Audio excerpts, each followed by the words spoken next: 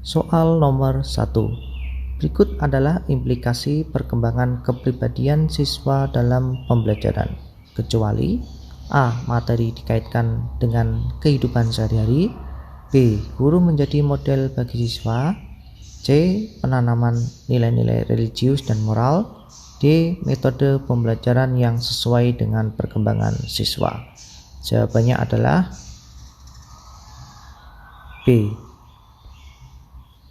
Jadi di sini beberapa implikasi perkembangan kepribadian siswa dalam pembelajaran antara lain penanaman nilai religius dan moral dalam setiap pertemuan, kemudian mengembangkan self efficacy siswa dengan memahami keberagaman kemampuan dan gaya belajar siswa, kemudian mengaitkan materi dengan kehidupan sehari-hari, kemudian juga memberikan informasi tentang tujuan pembelajaran, kemudian kegiatan yang akan dilakukan dan pentingnya mempelajari materi dalam pembelajaran.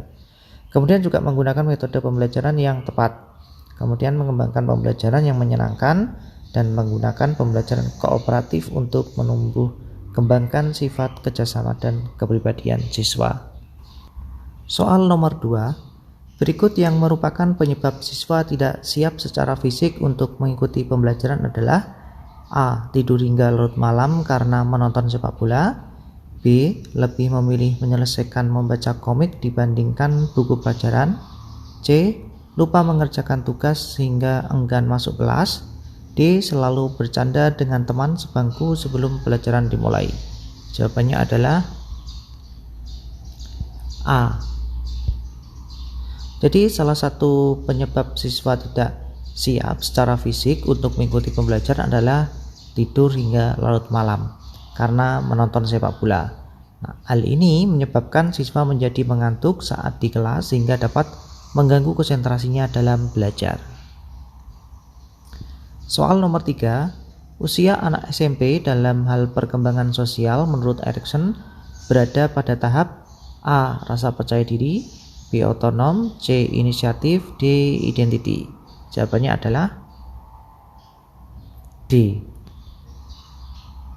Jadi menurut Erikson, perkembangan sosial manusia terdapat 8 tahapan. Jadi 5 tahapan yang pertama itu adalah rasa percaya versus tidak percaya. Jadi usia 0 sampai 18 bulan ditandai dengan perasaan nyaman, kepercayaan dasar terhadap dunia. Kemudian otonom versus keraguan, yaitu usia 18 bulan sampai 3 tahun. Cirinya anak-anak tidak ingin bergantung seluruhnya pada orang lain. Kemudian rasa inisiatif versus rasa bersalah, yaitu usia 3-6 tahun, yang ditandai dengan rasa inisiatif anak yang makin besar karena dorongan orang tua atau orang dewasa lainnya. Kemudian membuat versus minder, yaitu usia 6-12 tahun, cirinya anak-anak mulai ingin membuat sesuatu. Kemudian identitas versus peranan. Nah, ini usia 12-18 tahun yang ditandai dengan kondisi seseorang yang mulai dihadapkan pada kondisi pencarian identitas diri dalam kehidupannya. Selanjutnya soal nomor 4. Teori belajar yang mendudukkan siswa sebagai individu yang pasif, respon atau perilaku tertentu dengan menggunakan metode pelatihan atau pembiasaan semata.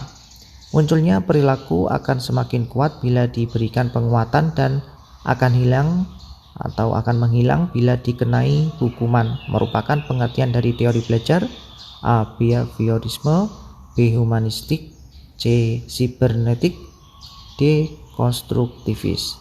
Jawabannya adalah A. Jadi salah satu tokoh teori behaviorisme adalah Skinner yang mengemukakan bahwa perilaku verbal adalah perilaku yang dikendalikan oleh akibatnya. Jadi bila akibatnya berupa hadiah, maka perilaku tersebut akan terus dipertahankan. Jika akibatnya berupa hukuman atau bila kurang penguatan, maka perilaku tersebut perlahan akan semakin lemah atau bahkan hilang. Jadi di sini untuk teori belajar behavioristik adalah satu teori yang fokus pada hasil yang bisa diukur serta dilihat. Jadi supaya tingkah lakunya yang diharapkan bisa jadi rutinitas, dibutuhkan pemakaian perulangan serta kursus. Kemudian aplikasi teori behavioristik menginginkan hasil terbentuknya tingkah laku yang diharapkan. Kemudian juga penguatan positif akan diberi pada tingkah laku yang diharapkan, serta sebaliknya tingkah laku yang tidak atau kurang cocok akan memperoleh penilaian atau penghargaan negatif. Kemudian teori ini juga dicetuskan oleh Gates serta Berliner tentang pergantian perilaku, jadi dari hasil pengalaman memakai mode stimulus dan tanggapan.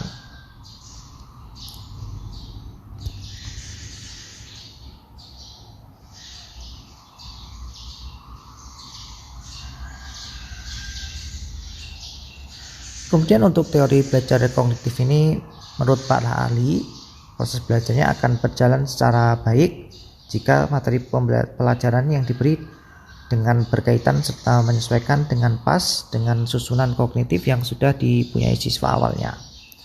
Kemudian kalau dalam teori ini, ilmu dalam pengetahuan itu akan dibuat dalam diri satu orang lewat proses hubungan yang terkait serta berkaitan dengan lingkungan. Kemudian untuk teori belajar humanistik, jadi arah proses dari belajarnya ialah untuk memanusiakan manusia tersebut.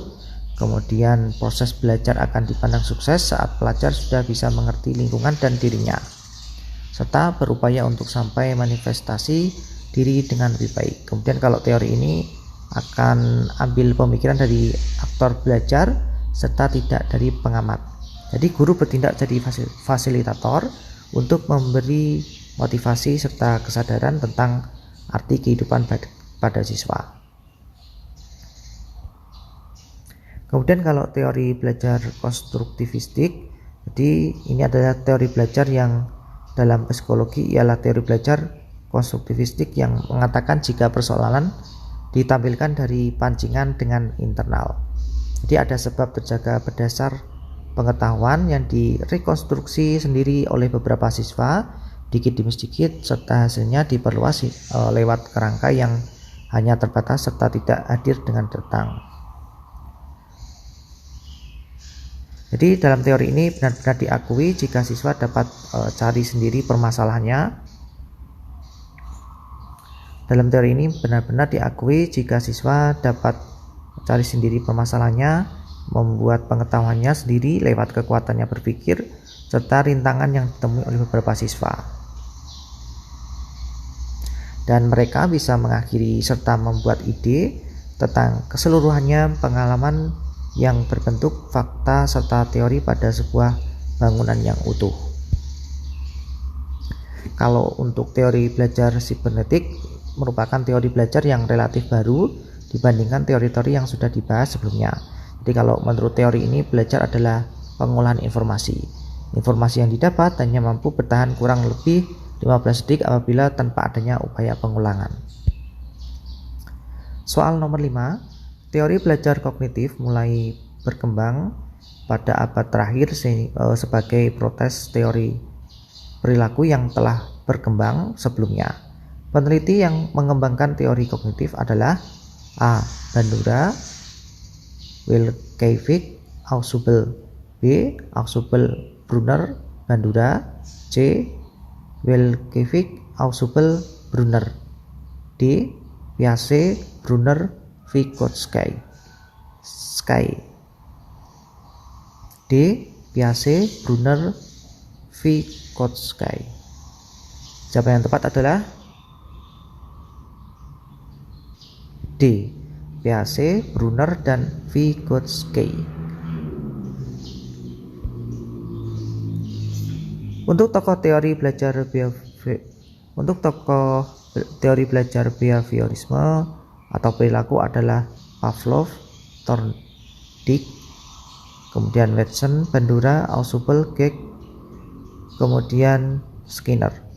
Untuk tokoh teori belajar konektivisme adalah Piaget, Brunner, Vygotsky, dan Van Helle. Selanjutnya, suatu tahap di mana siswa meninjau kembali dan meringkas apa yang telah dipelajari, dan guru membantu membuat sintesis dengan melengkapi survei secara global terhadap apa-apa yang telah dipelajari siswa disebut dengan tahap A. Integrasi, B. Orientasi, C. Eksplisitasi, D. Informasi. Jawabannya adalah A. Integrasi. Di dalam pembelajaran geometri, guru dapat mengikuti teori pembelajaran Van Hiele dengan 5 fase, yaitu fase informasi, kemudian fase orientasi langsung, kemudian fase penjelasan, kemudian keempat fase orientasi bebas, dan yang kelima integrasi. Nah, integrasi ini siswa meninjau kembali dan meringkas apa yang telah dipelajari. Guru membantu mensintesis dengan survei secara global terhadap yang telah dipelajari siswa.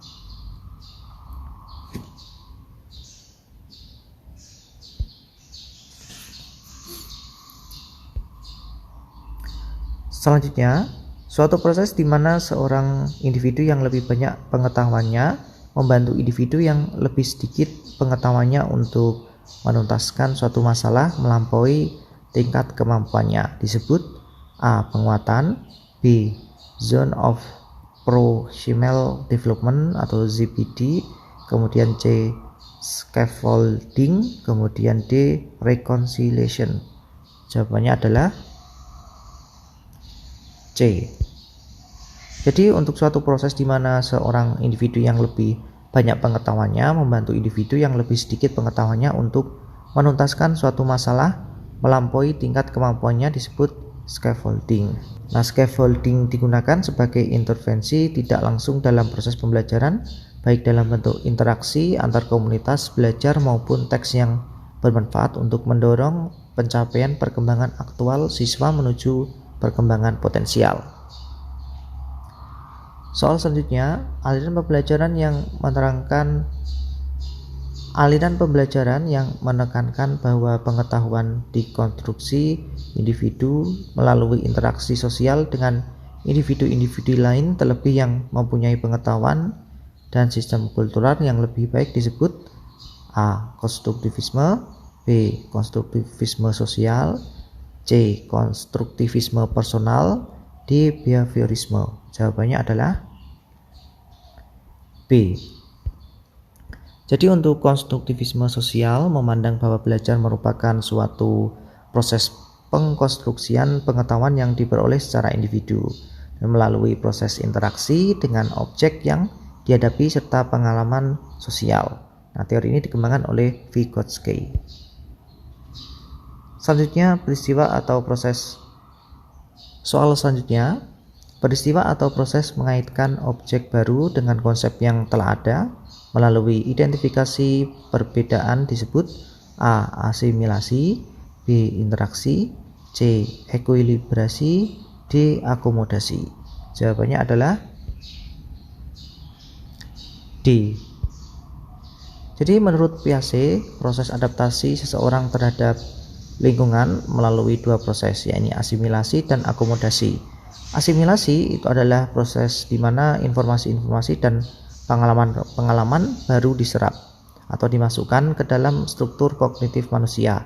Sedangkan akomodasi adalah proses penyesuaian pada struktur kognitif manusia sebagai akibat dari adanya informasi-informasi dan pengalaman-pengalaman baru yang diserap.